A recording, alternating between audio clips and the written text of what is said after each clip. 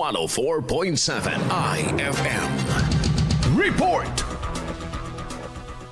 Binigyang diin ng grupong Bantay Bigas na hindi pa rin umano sapat ang isinasagawang kilos ng gobyerno upang tuluyang bumaba ang presyo ng mga pangunahing bilihin tulad na lamang ng bigas. Sa panayam ng IFM News Dagupan kay Bantay Bigas spokesperson Cathy Estavillo, hindi naman umano nakatulong sa pagpapababa ng presyo ng bigas sa mga pamilihan ang pagpapababa sa taripa nito na mula sa 5% ay ginawang 15%.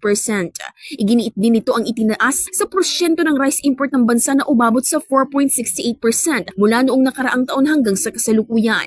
Oo, talagang sobrang band-aid solution na hindi na sila natuto na itong band-aid solution nila ay hindi naapektuhan, yung hindi nag-trickle down o hindi talaga nagresulta no ng mapababa nila yung presyo ng bigas sa palengke, lalong-lalo na yung 60 pesos, 55 pesos, ang layo-layo, no? Ayon naman sa ilang rice retailers sa ilang pamilihan sa Pangasinan tulad sa bayan ng Mangaldan at Bayangbang, bumaba ang presyo ng kanilang nakukuhang supply ngayong buwan.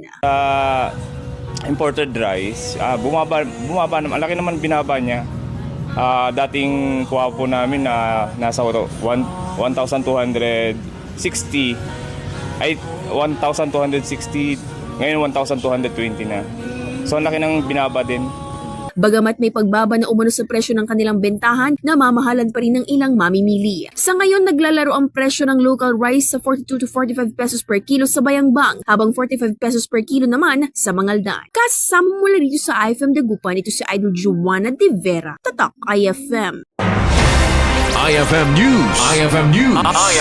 IFM News.